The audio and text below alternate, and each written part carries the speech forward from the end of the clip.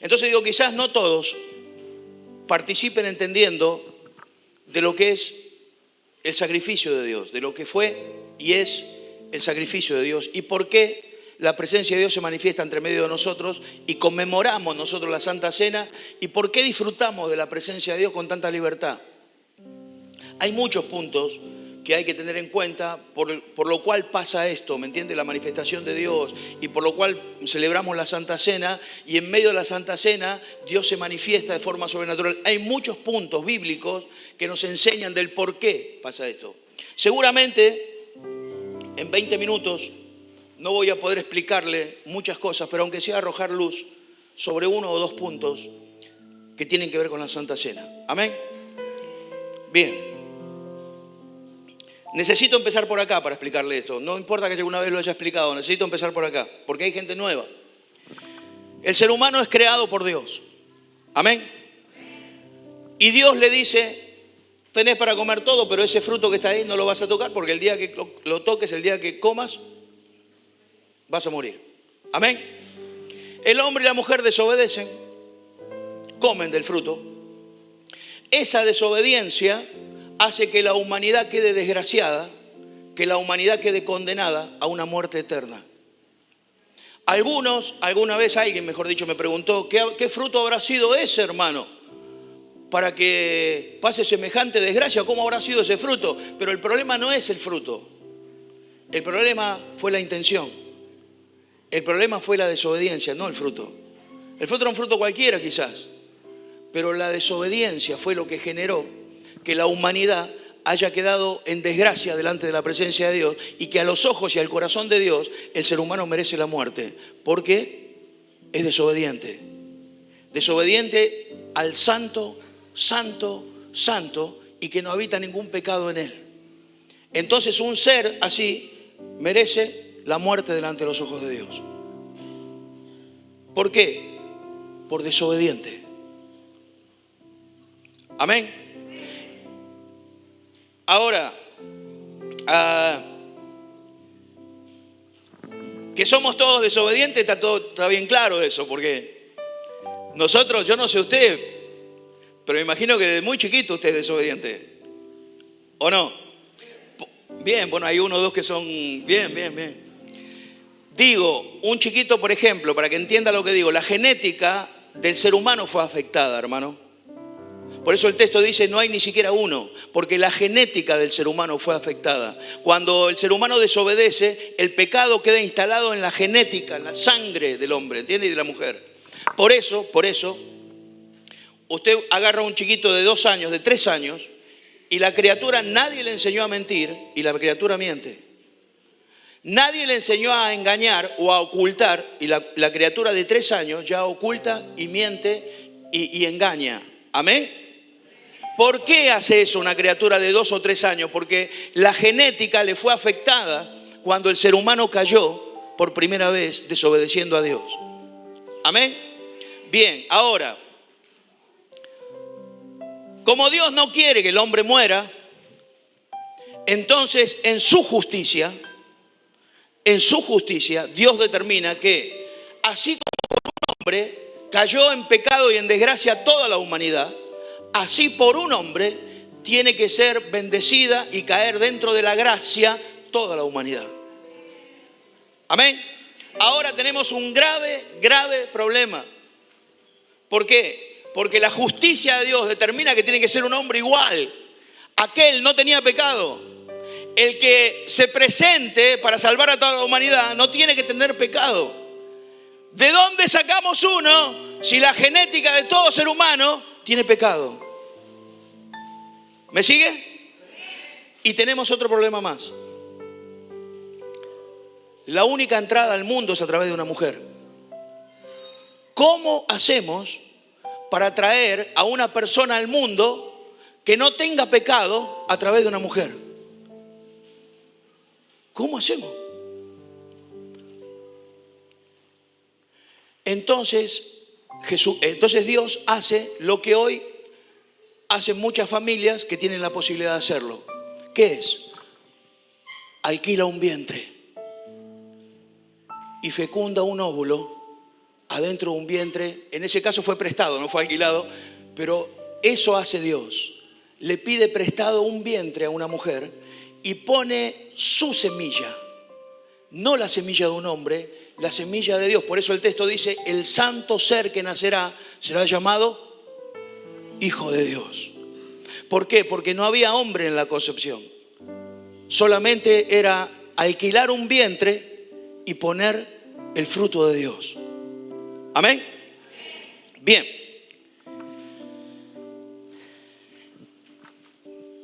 Tenemos entonces un paladín. Tenemos entonces el que va a enfrentar al pecado, lo va a vencer y se va a parar delante de Dios para sacrificar su vida por toda la humanidad. Tenemos un paladín. Amén. Bien. Déjeme decirle esto antes de meternos un poquito más en el tema. Esto déjelo ahí aparte.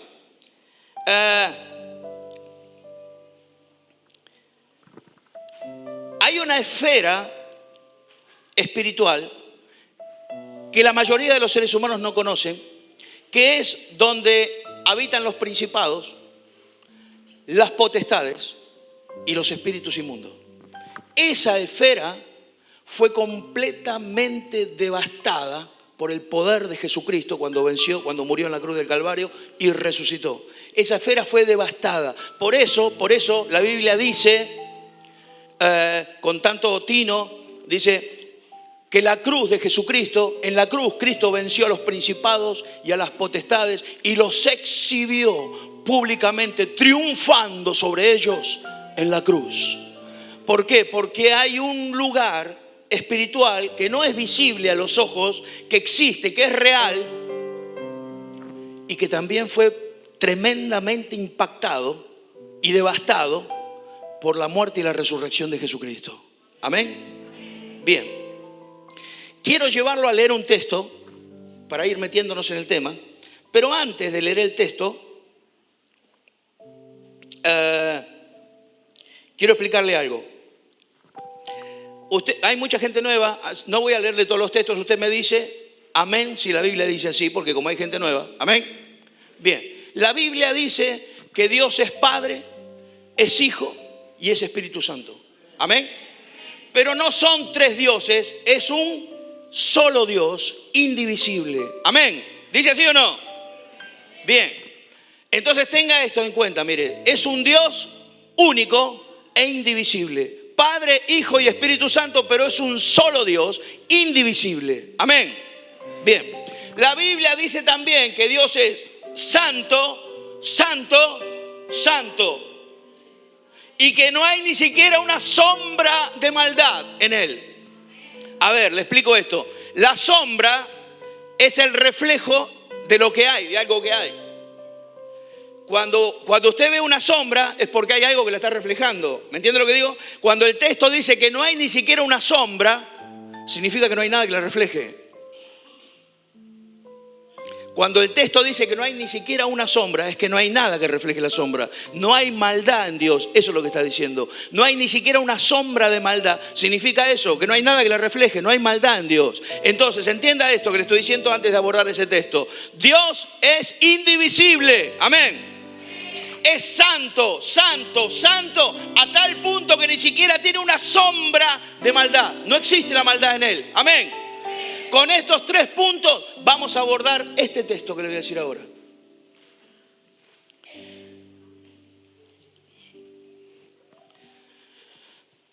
Mateo 27, 44 al 46.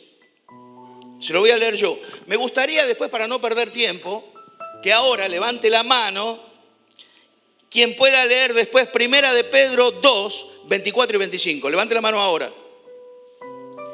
Bien, allá tenemos Javier, va a leer Primera de Pedro 2, 24 y 25. ¿Sí? Y otro que lea después, Segunda de Corintios 5, 21. Para ser ágil digo, Segunda de Corintios 5, 21. Segunda de Corintios 5, 21 y Primera de Pedro 24 y 25. ¿Está bien? ¿Está bien? ¿Lo tiene el texto de Mateo? Le estoy diciendo, ¿qué le dije? Que tenga en cuenta que... Ya se olvidó, no. ¿Qué le dije? Que tengan en cuenta que Dios es indivisible.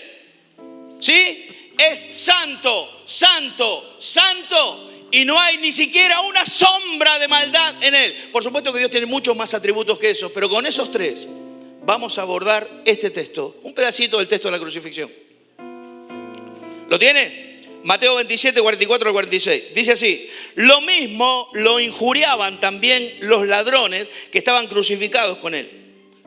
Y desde la hora sexta hubo tinieblas sobre toda la tierra hasta la hora novena. Cerca de la hora novena, Jesús clamó a gran voz: Elí, Elí, lama sabactani. Que esto significa: Dios mío, ¿por qué me has desamparado?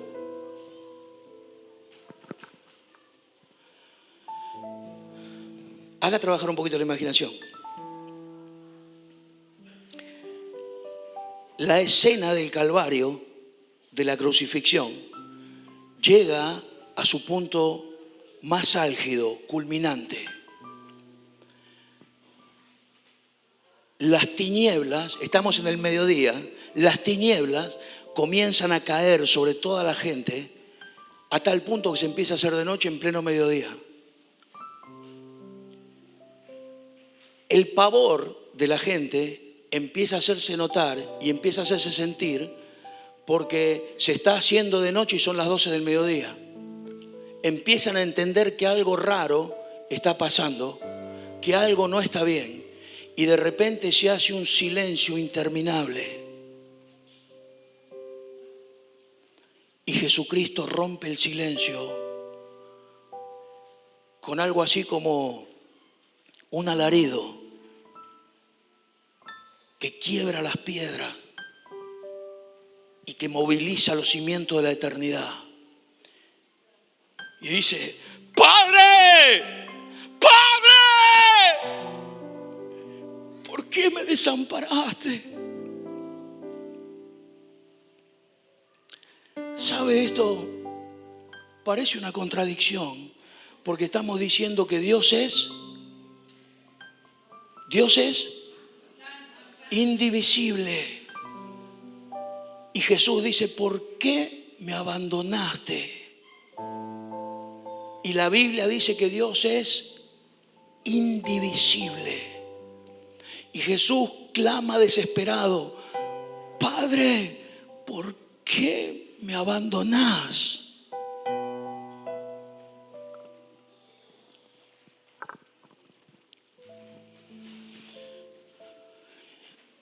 No alcanzamos a entender la profundidad como realmente es, pero déjeme que le explique para que tengamos una idea. Le dije que Dios es santo, santo, santo, y que no hay ni siquiera una sombra de maldad en Él. El Hijo está cargando tu pecado y el mío y el de toda la humanidad. Cuando el Hijo carga el pecado de toda la humanidad, el Padre, que no se había separado en miles de millones, de millones, de millones, de millones de años, tiene que abandonar a su Hijo. Tiene que soltarlo. Porque Él no comparte el pecado. Y el Hijo estaba cargando el pecado de toda la humanidad. Entonces lo tiene que abandonar. Y por eso Jesús dice: Padre, porque no se separaron nunca, hermano. Por eso el grito desgarrador que rompe las piedras: Padre, ¿por qué me abandonás?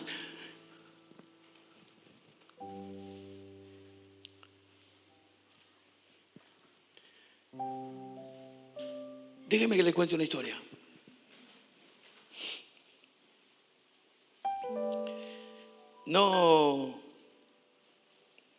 Bueno, me olvidé de leer los textos que puse ahí, pero se los leo para que no, discúlpenme, se los leo para que usted entienda que Él estaba cargando el pecado de toda la humanidad. Según Primera de Pedro dice: Él mismo llevó nuestros pecados en su cuerpo sobre el madero, a fin de que nosotros podamos morir a los pecados y vivamos para la justicia de Dios. Segunda de Corintios dice: al que no conoció pecado, por nosotros lo hizo pecado, para que nosotros fuésemos justicia de Dios.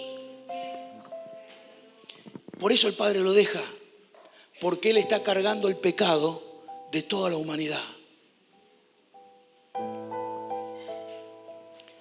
El santo se hizo pecado, hermano, para que nosotros los pecadores seamos santos.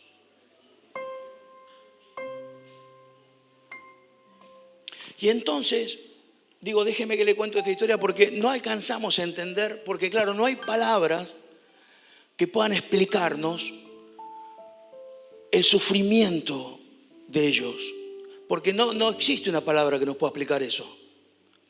Entonces déjeme que le doy un ejemplo que quizás nos explique de manera humana un poco del dolor divino. No quiero ser morboso, entiéndame. Le voy a contar una historia que pasó, que fue real, que sucedió.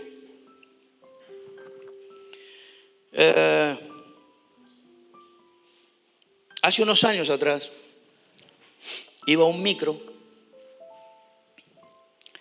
desde la ciudad de Buenos Aires hasta la ciudad de Mar del Plata. En el micro viajaba un prestigioso ingeniero de acá de la Argentina, no le voy a decir el nombre porque no tiene sentido.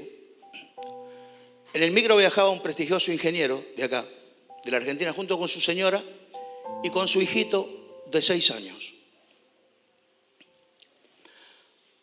A eso de las 3 de la mañana, como a 15 kilómetros de Chascomús, el chofer se queda dormido, hace una mala maniobra y el micro se le va de la banquina y se tumba, el micro se vuelca y empieza a girar el micro y termina incendiándose. Un soldado del ejército argentino iba en ese micro y pudo salir. Y esa noche ese muchacho se convirtió poco menos que en héroe. Porque uno a uno fue sacando a toda la gente que había quedado encerrada en el micro.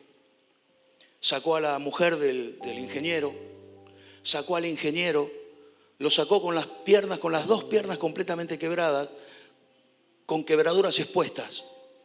No se podía mover, el hombre estaba completamente inmovilizado. Lo sacó y lo llevó a un lugar, el soldado lo llevó a un lugar seguro, en la banquina. Cuando el soldado vuelve para buscar al hijo del matrimonio, que había quedado muy comprometido, apretado entre un montón de fierros retorcidos, cuando quiere entrar al micro, el micro era todo llama y no puede entrar. Aún así, el muchacho quiere volver a entrar y las llamas eran exageradas, hermano, eran demoníacas.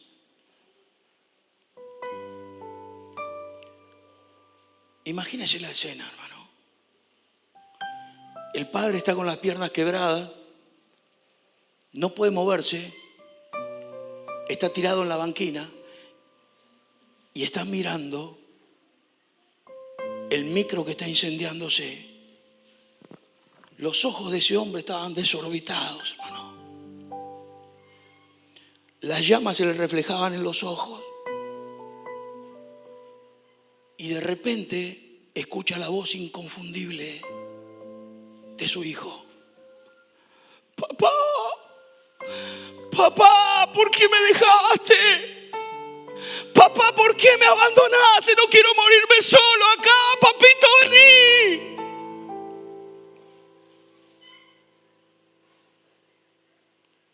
La historia sigue. Yo de verdad que no quiero ser morboso, porque no es la idea. La historia sigue. Lo único que quiero hacerle entender es el dolor del padre cuando veía que a su hijo lo estaban haciendo pedazos por vos y por mí. Y que él pudo haber hecho así, amado, y no quedaba ni uno ahí. El padre también tenía los ojos desorbitados viendo la crucifixión. Y de repente en medio de las tinieblas escucha la voz inconfundible de su hijo. Padre, Padre.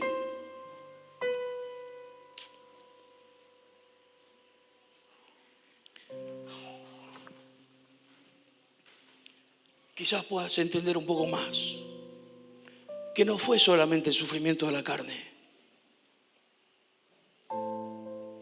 fue el desgarro del alma y del espíritu de dos seres indivisibles, hermano, que solamente se dividieron un momento por vos y por mí.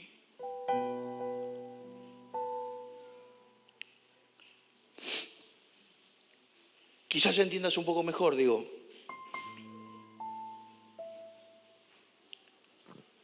el por qué celebramos esto. Y quizás entiendas un poco mejor este texto que te quiero leer ahora. ¿Qué pues diremos a esto? Si Dios es por nosotros, ¿quién contra nosotros? El que no escatimó a su propio Hijo, sino que lo entregó por todos nosotros, ¿cómo no nos dará también todas las cosas? ¿Quién acusará a los escogidos de Dios?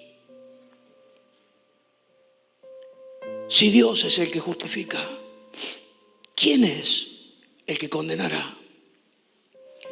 Cristo es el que murió, más aún el que también resucitó, el que además está a la diestra de Dios, el que también ruega por nosotros. ¿Quién nos separará del amor de Cristo? ¿Tribulación o angustia o persecución o hambre o desnudez o peligro o espada? Antes, en todas estas cosas somos más que vencedores por medio de aquel que nos amó. Por lo cual,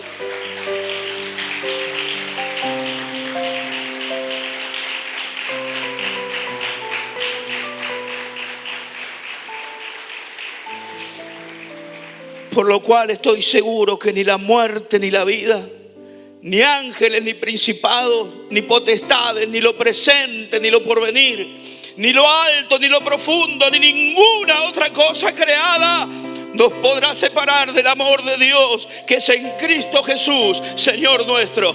Claro que sí. Ahora apláudalo, amado. Aplauda al Rey de Reyes.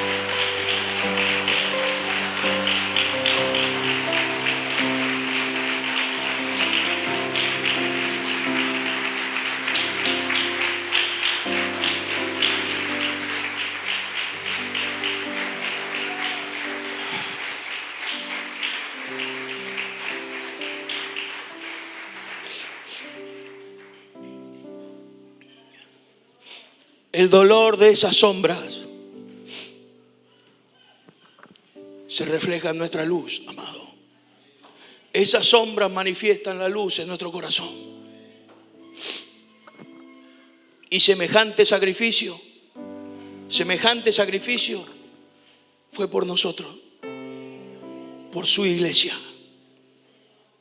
Espero, amado, que entienda un poco mejor el porqué del sacrificio y por qué estamos acá. Y si lo entiende, vamos a honrar a aquel que dio su sangre para que usted y yo seamos salvos de la condenación eterna. Amén. Nos ponemos de pie, amado.